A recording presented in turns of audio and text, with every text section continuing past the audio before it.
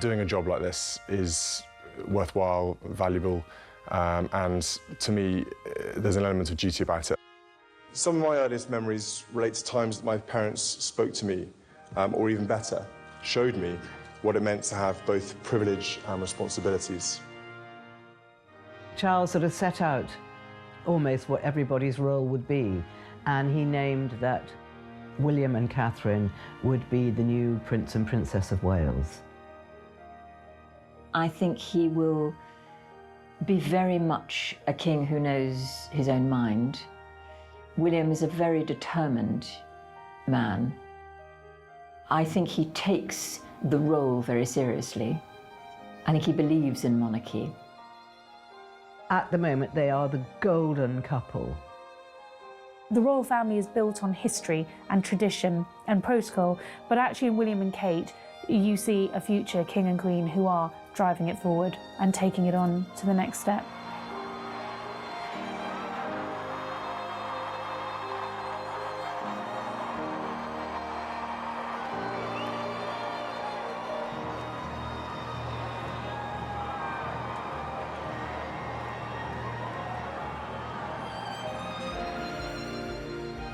It goes on and on and on, doesn't it? There's queues of people. This family has service sort of, running through them. William has got it, his father's got it, his grandmother's got it. But I think he's also very much more a man of the modern age and of the people. He will be very much more modern than his grandmother or his father, and I think he'll be much more the people's king. To me, I didn't join the forces to be, like I said a lot of times before, mollycoddled or treated any different. Every day you come in to work and you don't quite know what's going to happen. It's quite exciting in that sense. It's unpredictable. I think as a future head of the armed forces, it's really important that I at least get the opportunity to be credible and to do the job that I signed up for and to do the best I can. And that was the point at which I think William went from being a young man to a future king.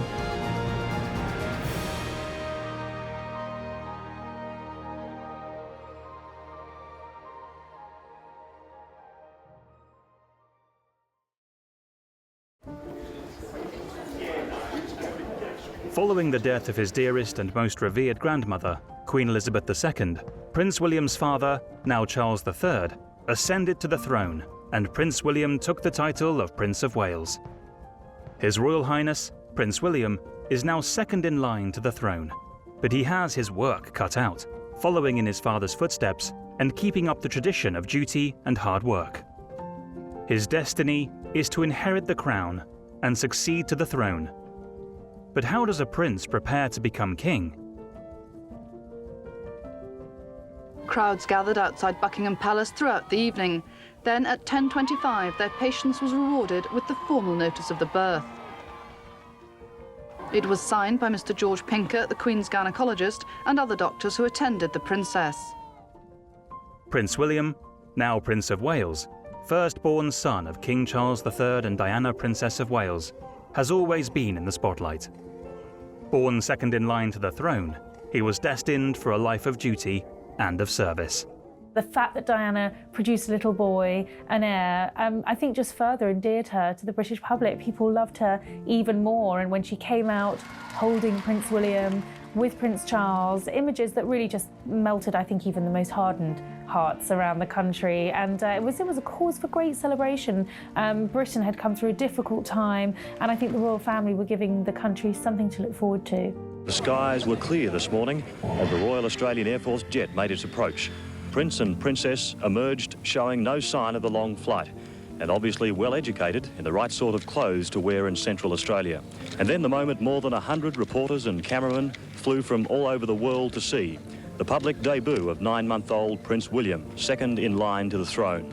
Of course, for Prince William, he would have been able to understand little of what was going on around him at the time, as his nanny carried him carefully down the steps of the aircraft onto Australian soil.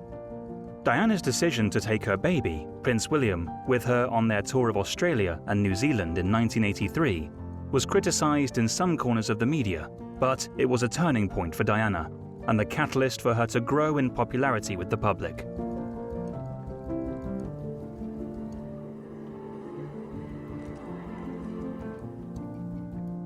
Later, to protect the young princes, William and Harry, from the excesses of the press and paparazzi, the royal family came to an agreement with the media that the boys would be free from press intrusion whilst they were being educated.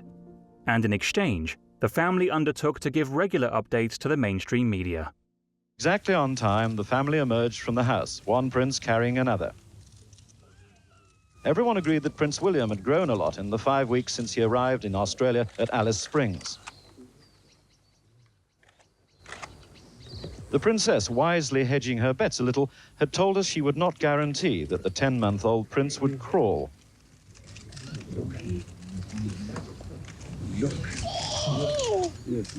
So what did Prince William do immediately?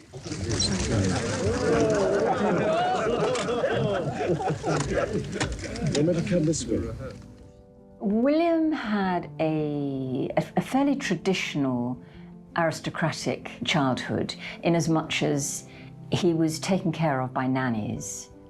His parents were, you know, Diana particularly was a modern parent, but she was a modern aristocratic parent, and she did use nannies, and the nannies really were the people that William spent most of his time with. He had been a very outgoing little boy. At his first school, he was known as Basher Wills or Basher Wales, because he was, you know, quite stroppy and confident. After his early years at Ludgrove School, the young Prince William entered the gates of Eton College, where he fitted in easily to its centuries-old traditions, and where he found like-minded people. For their eldest son's big day, the Princess of Wales was in the driving seat. With the Prince of Wales at her side, Eton's most famous new boy was with his younger brother Harry in the back. William's education was at Eton College. Eton College is probably the leading public school in England, and it's very traditional. William's mother, Diana, Princess of Wales, insisted that he went to Eton, as did her father and her younger brother Charles. Prince Charles acceded to this. He went to Gordonston, where he was thoroughly miserable and cried almost every time he had to go back to school, even as a teenager. And he allowed his sons both to go to a very elitist school.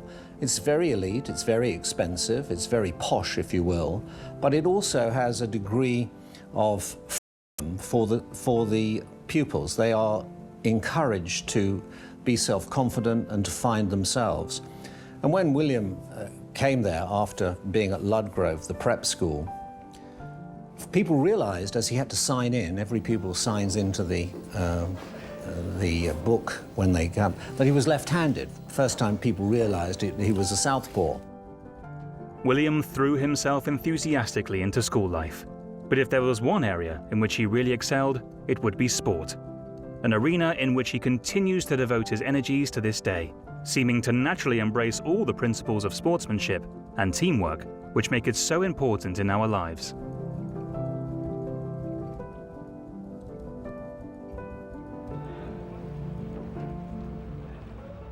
Unfortunately, although William enjoyed his time at Eton, it was of course blighted by the tragic death of his mother.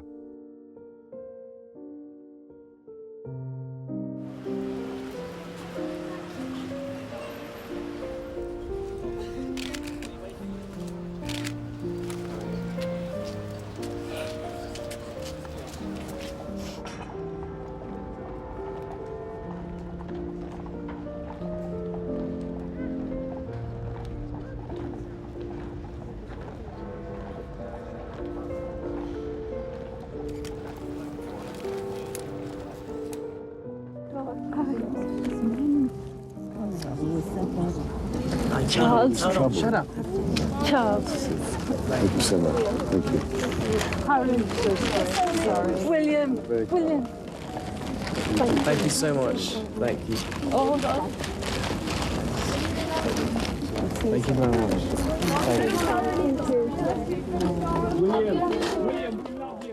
You know, how does any 15-year-old and 12-year-old cope with that, it was devastating for them, obviously.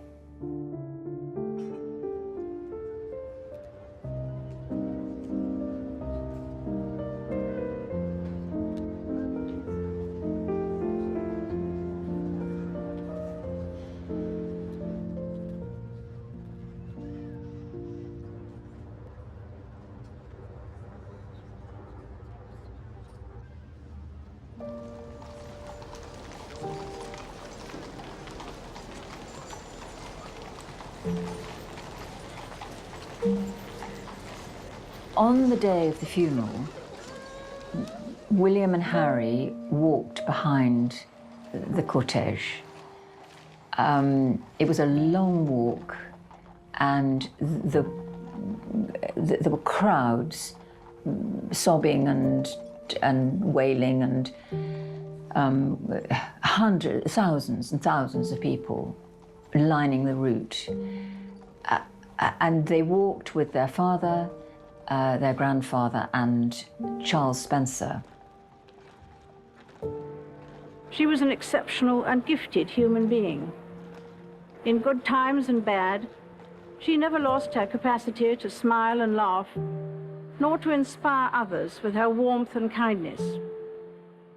I admired and respected her for her energy and commitment to others, and especially for her devotion to her two boys. William and Harry, we all care desperately for you today. We're all chewed up with sadness at the loss of a woman who wasn't even our mother. How great your suffering is, we cannot even imagine. Above all, we give thanks for the life of a woman I'm so proud to be able to call my sister. The unique, the complex, the extraordinary and irreplaceable Diana, whose beauty, both internal and external, will never be extinguished from our minds.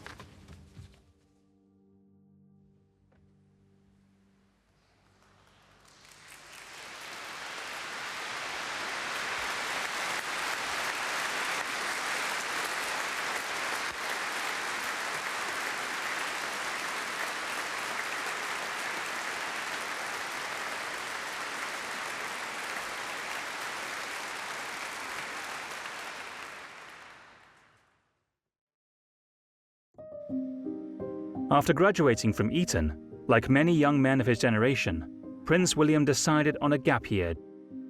Now he's off to the plains of Patagonia for a 10-week expedition. I wanted to do something constructive in my gap year rather than, I could do quite a lot of work, but I thought this was a bit more of a way of trying to help people out and meet a whole range of different people from different countries, and at the same time helping people in remote areas of Chile. I think we're very much seeing a royal for the new century. Very relaxed, not stage managed, happy to josh a bit with his father in an informal way, but not scared to say exactly what he's feeling, and certainly not prepared to dodge the difficult issues. The clearest example of that, his challenge to the press today to let his mother rest in peace. Through his early voluntary work with Rally International, the young prince set off for Chile, where he spent 3 months working on various community projects, painting, chopping wood, and even cleaning the loos just like everybody else. There was no question in any of the gap year, actually, that he was a prince and treated differently. He mucked in, he slept in sleeping bags, he cooked food around a campfire. He did everything that everyone else did. A few weeks later, a young Kate Middleton also undertook a similar voluntary role, and on that occasion, they just missed each other. Prince William loves Scotland, and it didn't take him long to decide to continue his education at the University of St Andrews. He did well enough to get not a place at Oxbridge, which could have been fixed for him. There was speculation that he would go to Trinity College, Cambridge, as his father did. But he was sufficient of his own man to say, no, I want to go to Scotland, I like Scotland. He chose St Andrews University, a very ancient university in the Kingdom of Fife. And so, by chance, did Kate Middleton. And that, of course, where they were both first-year students, freshers, that's where they met. It was at St Andrews where that friendship, because it was initially a friendship, flourished. William and Kate were at the same halls of residence at St Salvator's. They were on the same course in the same year. I mean, some people say, wasn't that just too much of a coincidence? But it was how things worked out. And they spent the first year as undergraduates really getting to know each other. William was not particularly happy in his course. They were both doing history of art. And Kate was really great, actually, at trying to keep him focused, keep him incentivized, and actually stop him from leaving St Andrews, which was at one point what he wanted to do. He didn't leave, he switched course, and they spent the next 4 years living together and falling in love. The people of St Andrews are a very close-knit sort of society, and they welcomed William with open arms, and they were very protective of him. And as a result, you know, he spent 4 years there as a pretty normal student.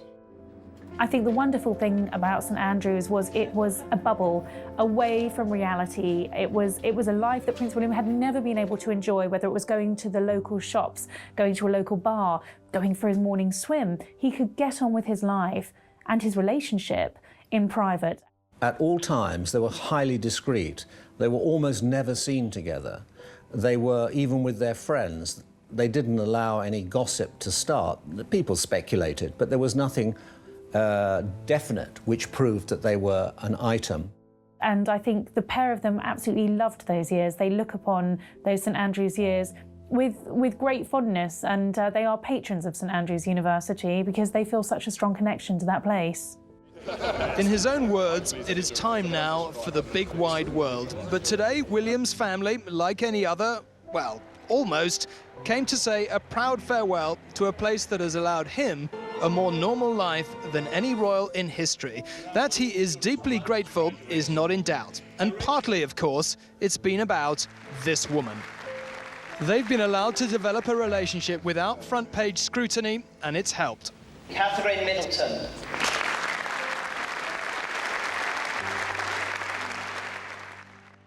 Romance did not stand in the way of hard work, and Prince William graduated alongside Kate with a Scottish Master of Arts degree with upper second-class honours.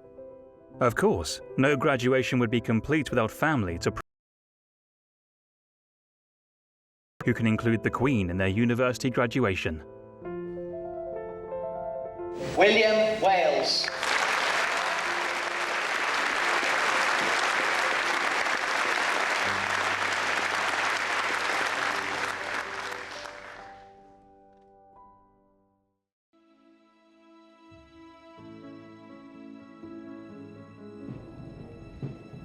The British royal family have served the armed forces for generations. It's a useful place, really, for them to be, because, certainly in modern times, because they are away from the prying eyes of the public and the press, the media. It's a useful service.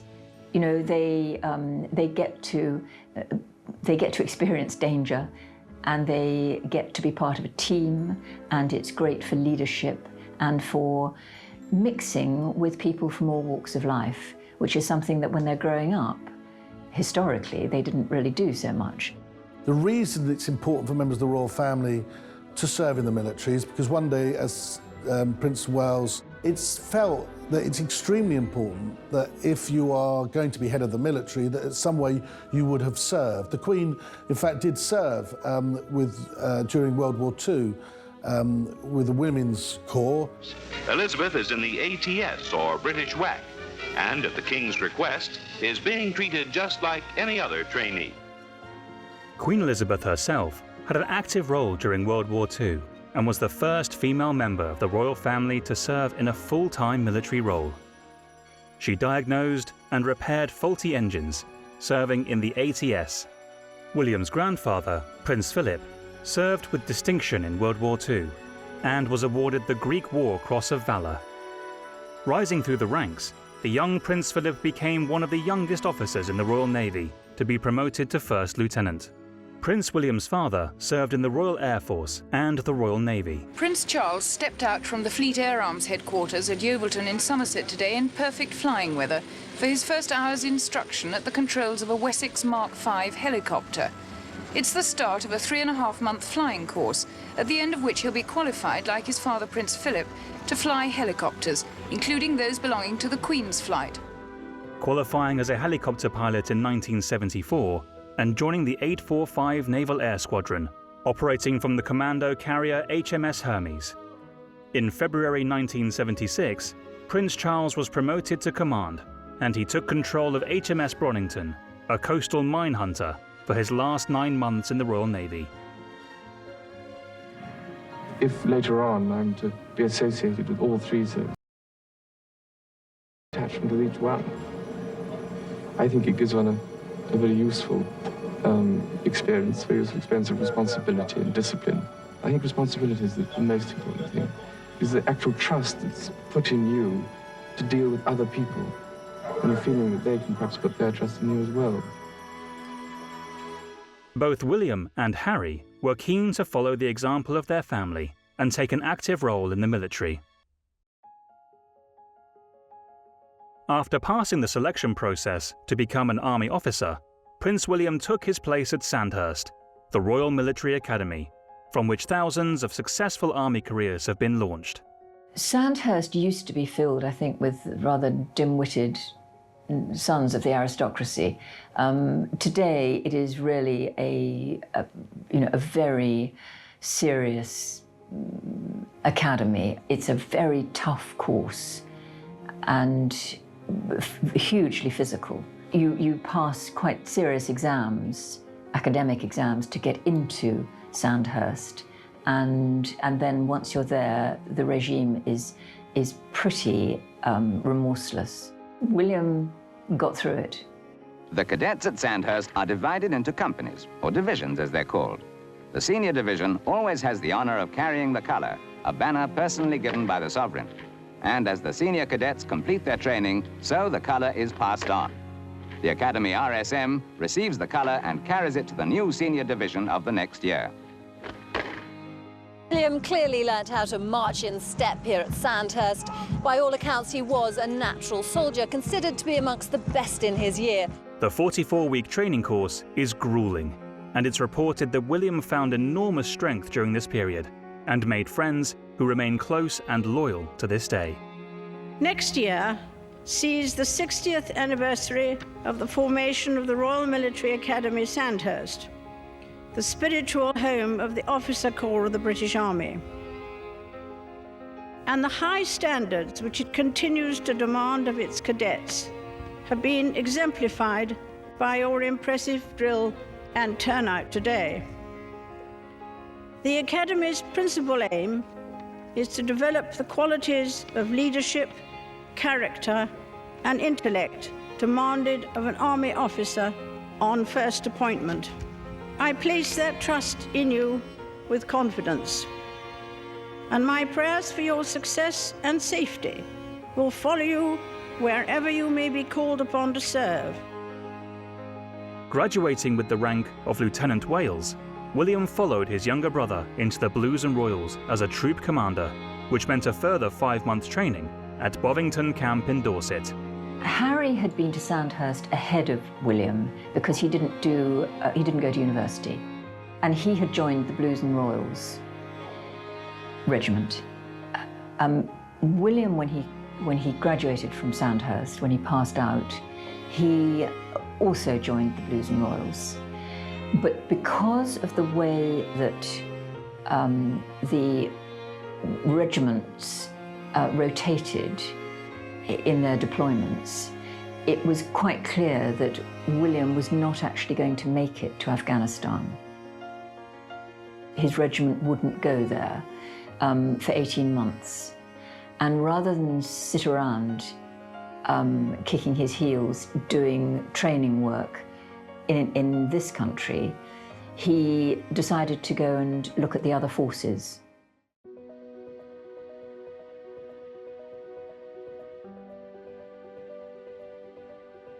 Prince William moved to the Royal Air Force, and in 2008 he completed a 12-week intensive flying training course at RAF College Cranwell.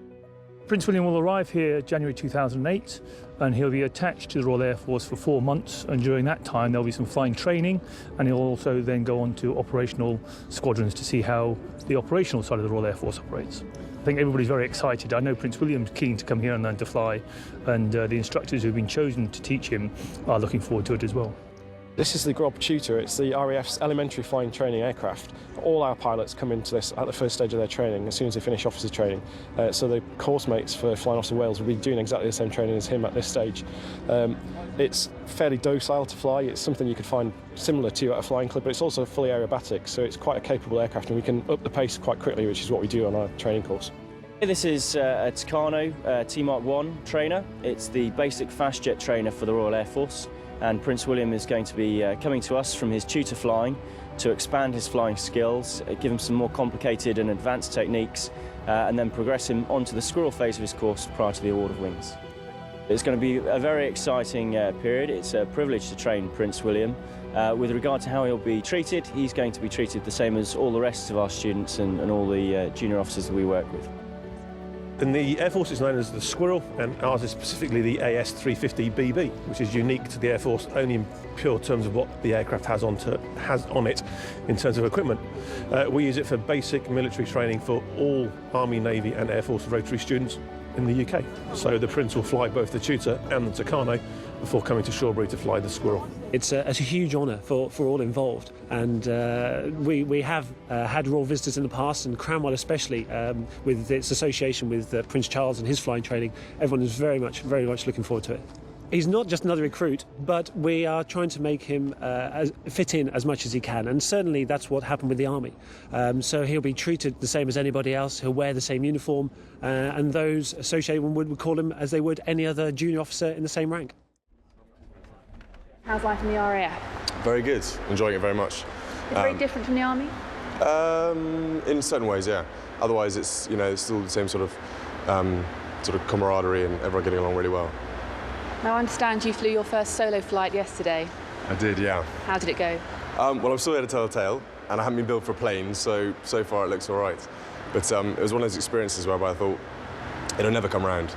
And I thought, hopefully a bit longer yet, and I'll get more practice. And the next thing I know, my instructor jumps out and goes, go on, get on with it. And I was left there sort of looking around the room and going, what?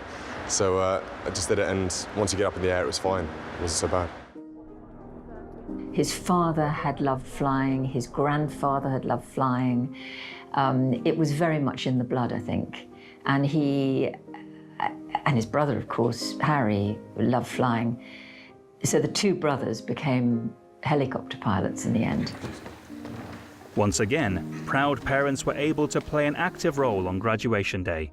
So he was presenting William with his wings. I mean, he must have felt hugely proud, but also a sort of bittersweet moment for Charles, because he himself wasn't able to carry on with his flying career because it was thought too dangerous for the heir to the throne. Flying Officer William Wales, graduating with number 227 and number 97 horses.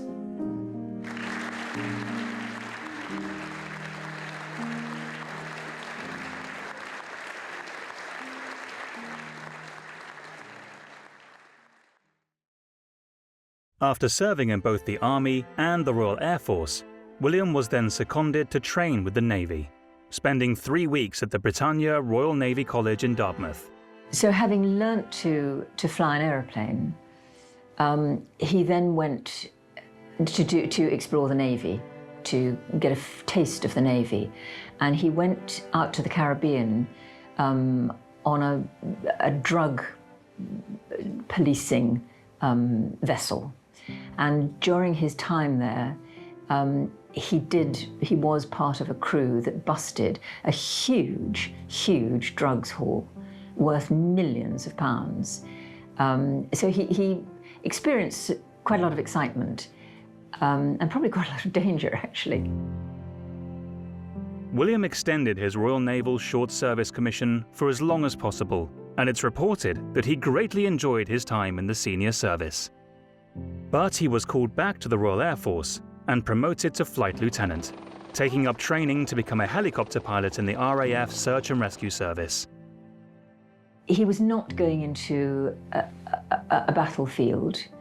Nobody knew who he was up in a helicopter, and yet it was very real and meaningful work. To me, I didn't join the forces to be, like I said lots of times before, mollycoddled or treated any different. And as far as I'm concerned, in my eyes, if Harry can do it, then I can do it. I don't really separate us in that much difference. And I think as a future head of the armed forces, it's really important that I at least get the opportunity to be credible and to do the job that I signed up for and to do the best I can. And that's all I ever wanted to do. And the search and rescue role is now, slightly different. So obviously being able to go to Afghanistan, but it's still doing an important job. And I hope that it's a step in the right direction exactly for the future. The training is demanding and includes advanced handling, night flying, emergency handling, and tactical and formation flying on the Griffin HT-1 helicopter. William Wales. Flight Lieutenant William Wales is posted to the Operational Conversion Unit 203 Squadron, Royal Air Force Valley, to fly the Sea King. Flight Lieutenant Wales graduated in January 2010 from the Defence Helicopter Flying School at RAF Shawbury.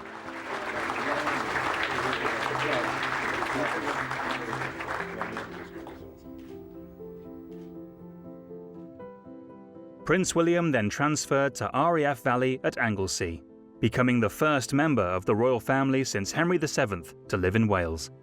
For the next 8 months, he trained on the Sea King helicopter and was assigned to Sea Flight No. 22 Squadron as a co-pilot.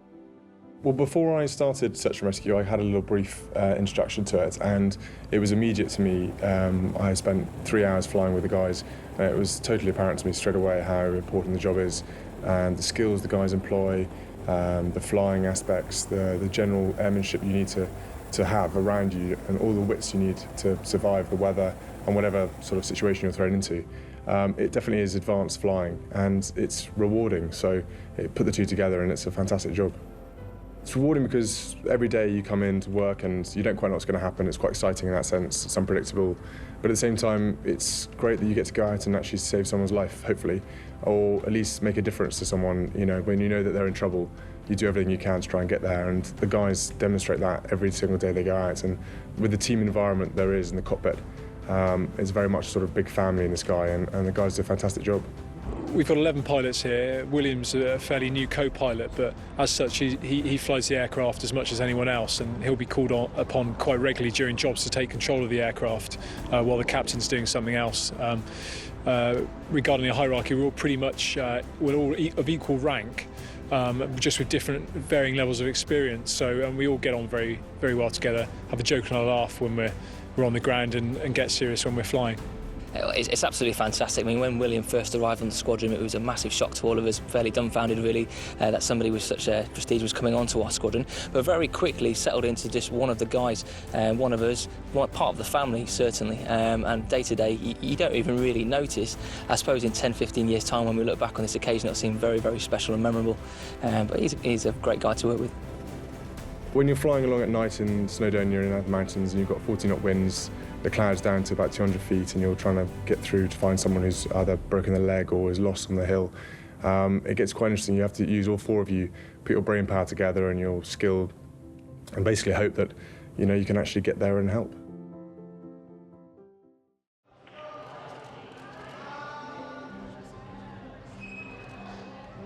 There was a key moment in his life. It was in 2011, there had been a huge, devastating earthquake in New Zealand. And William said to his private secretary, is anyone from the royal family going down to New Zealand? Because if they're not, I would like to go and represent the Queen and express our sorrow at what's happened. And his private secretary said, you can't possibly do this. You haven't got time. How are you going to work out? You've got these number of shifts you've got to do with search and rescue. He said, it's all right, I've sorted all of that. Just find out whether I can go, whether anyone else is going. So he did, and he went.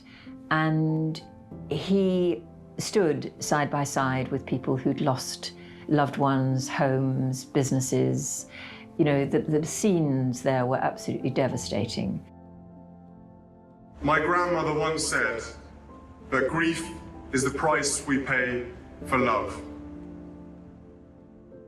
Here today, we love and we grieve.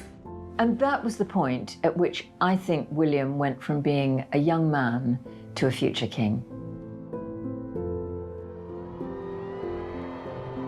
Family life beckoned, and during his time at RAF Valley, it was announced that Prince William and Kate Middleton were to marry.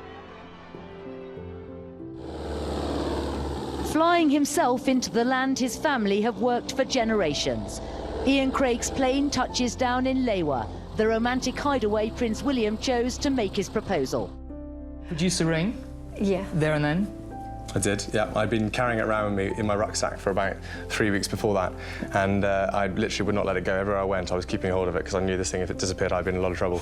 And yeah, because I planned it, it went fine. As you know, you'll hear a lot of horror stories about proposing and things go horribly wrong. It went really, really well, and yeah, I was really pleased that she said yes.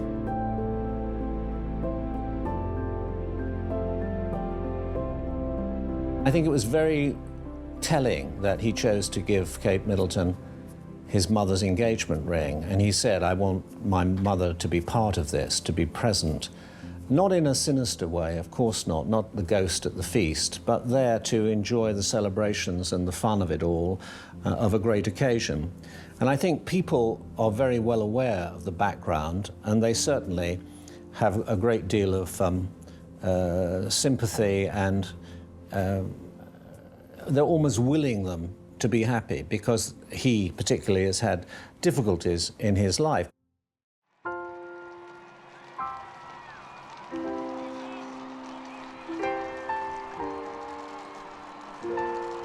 On the 29th of April 2011, Prince William and Kate Middleton married in Westminster Abbey. The nation took Kate to their hearts, and she has been by his side ever since. This was very much a wedding, their personal wedding. Okay, it was very, very public. Obviously, it was televised and the world was watching, but it was essentially their private wedding, and that's how they kind of treated it. And it was very touching, and Kate looked absolutely stunning.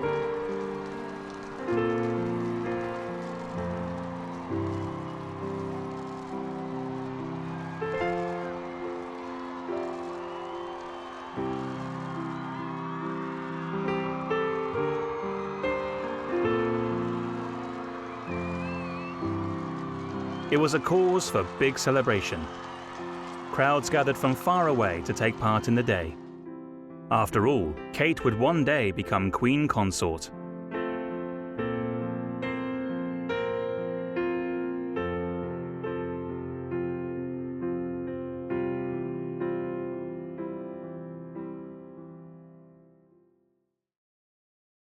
Like many young newlyweds in the services, duty called, and Flight Lieutenant Wales was deployed to the Falkland Islands, becoming part of a 4-man crew providing cover for aviation assets and assisting those in need of rescue. Search and rescue pilots here provide 24-hour coverage with a Sea King helicopter. They're on duty for a 24-hour period and covering any eventuality. As you've seen, the distances here are quite large.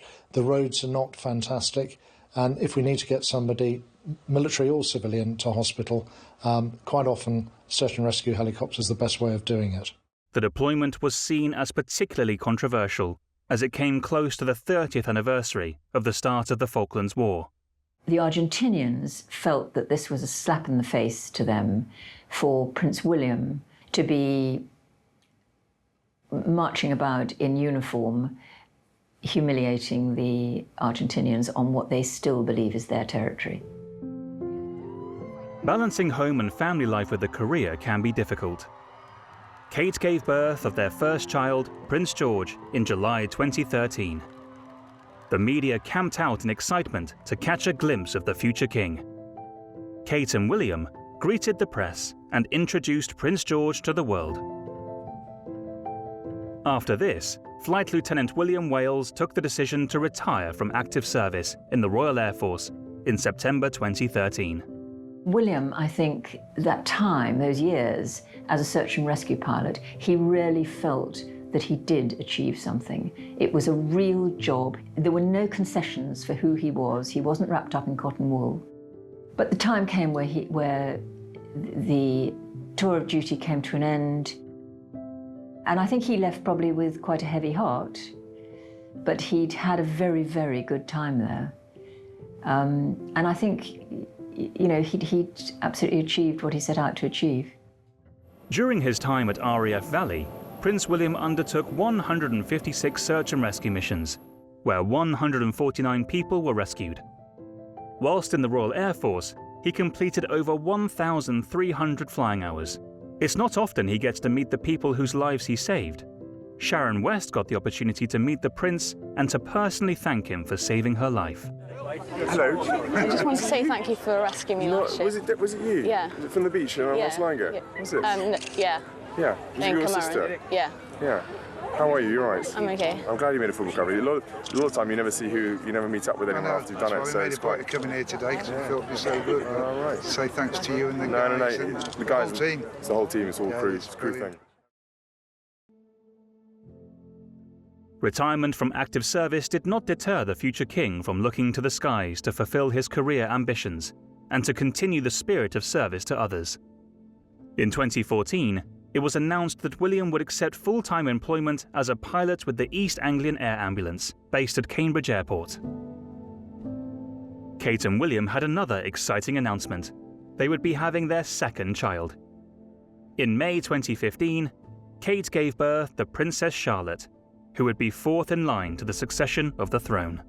He made the decision, and it was quite a surprise when he announced he wanted to get back into the cockpit, because remember, he'd left the RAF.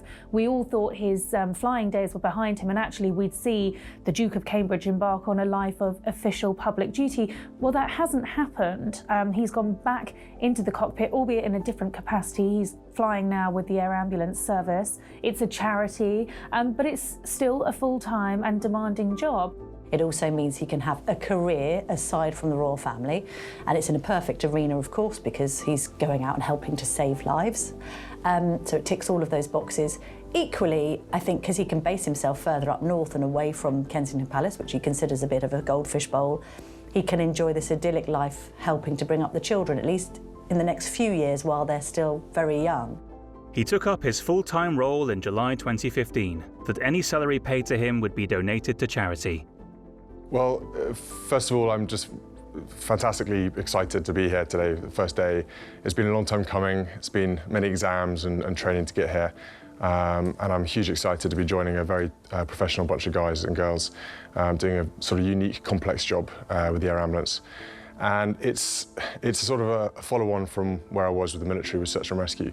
So many of the same sorts of skills and in essence, the similar type of job. It just follows on from search and rescue to here, so it was a natural progression.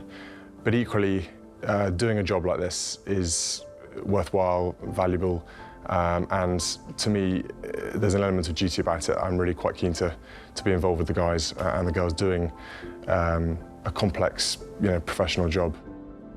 For the next 2 years, Prince William worked on the front line as an emergency worker, sometimes witnessing intense trauma and with a real hands-on approach to helping his medically qualified colleagues. There is little doubt that this would have had a significant impact on his mental health and personal life. I think nothing ever prepares you that well for what you're going to see and some of the incidences. But having done search and rescue before, we saw a lot of that already. And when you're working with a team, you help each other out and you talk about it, and you get through it that way. And so it's very important to talk about it. William said to a friend recently that his priorities were family and flying, in that order. And I think the emphasis on those two Fs, family and flying, is exactly where it is for both of them. He's friendly, he's funny, he's always sort of joking and bantering, particularly with other men and with colleagues. And I think that was how he managed to be accepted so readily by colleagues both in the armed forces and in the air ambulance. He just And in all the charities that he works for as well, they really love him. Prince William's interest in air ambulance services remains to this day. And after supporting an anniversary for London's air ambulance charity in 2019, he became the official patron in March 2020. It was time to move closer to home. And in July 2017, Prince William left his position as an air ambulance pilot to take up full-time role duties on behalf of Queen Elizabeth. Prince William's made a fantastic contribution to the team. It's been an absolute pleasure to have him on board.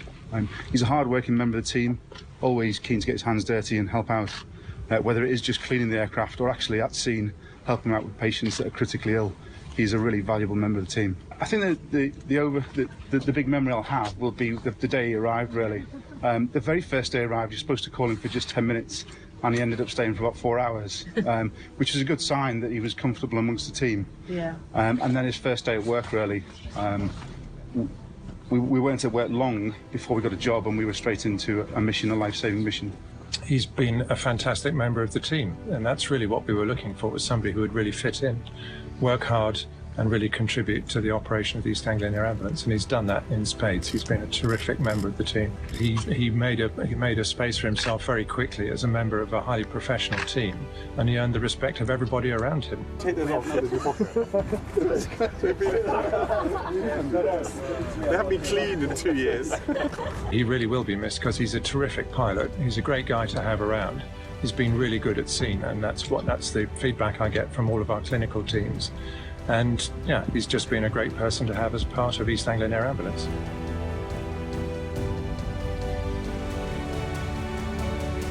Just under a year later, in April 2018, Kate gave birth to their third child, Prince Louis, who would be fifth in line of succession. Family has remained an important part of life for William, and the country has been pleased to see more of the young princes, George and Louis, as well as Princess Charlotte, at royal events.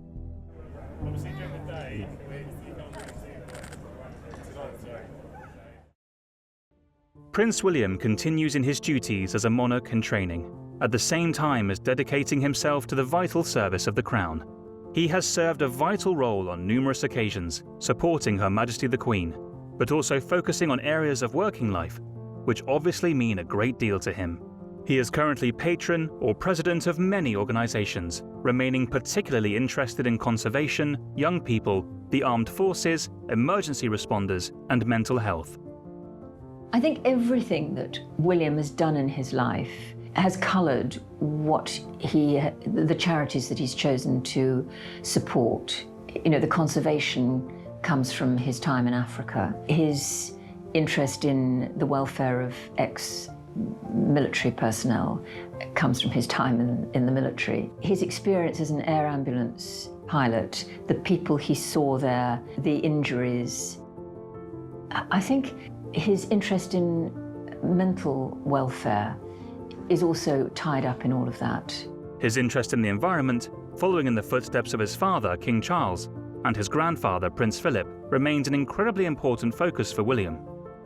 Queen Elizabeth spoke of her pride for her grandchild at the COP26 summit. I'm delighted to welcome you all to the 26th United Nations Climate Change Conference. This is a duty I'm especially happy to discharge, as the impact of the environment on human progress was a subject close to the heart of my dear late husband, Prince Philip, the Duke of Edinburgh. It is a source of great pride to me that the leading role my husband played in encouraging people to protect our fragile planet lives on through the work of our eldest son, Charles, and his eldest son, William. I could not be more proud of them. He spent a lot of time in his youth in Africa, and I think it's certainly the role of his father, Prince Charles, in conservation has had a big impact upon him. It's something he's deeply, deeply passionate about. He's somebody, I think, that cares deeply about issues, but the homeless is one that he's actively involved with. He's also very keen in trying to help young people that are on drugs and are trying to get through that problem. And he does lend a lot of support to that. And in fact, it's my understanding he's not only doing stuff where he helps himself, He actually does put his money where his mouth is, and through his foundation, he has contributed quite a lot of money to assisting people in this regard.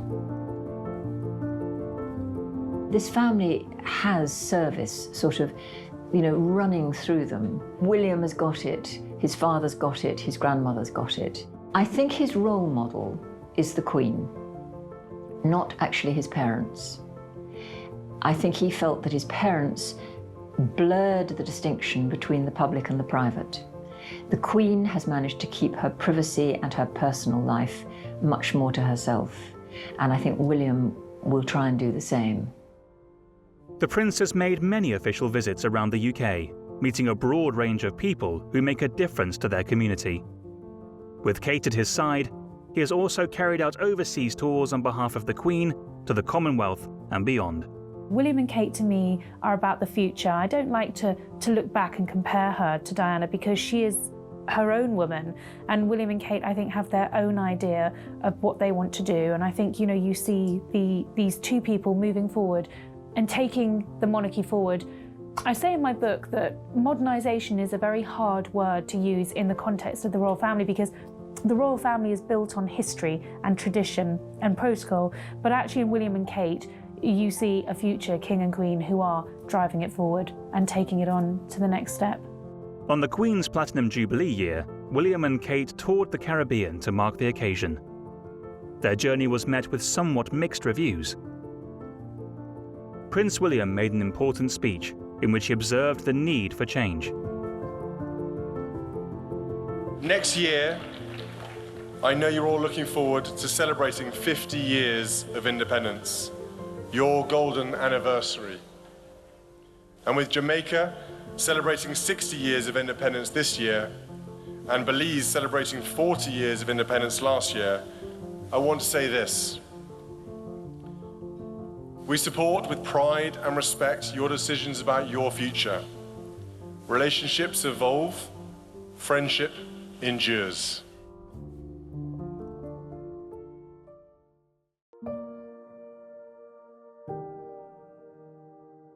William's beloved grandma, the Queen, sadly died in September 2022. The nation went into mourning, and grief was felt worldwide.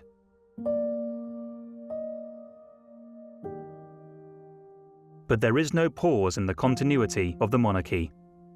King Charles III was proclaimed, and William became first in the line of succession. In the new King's first televised broadcast, he announced William and Catherine would become the new Prince and Princess of Wales.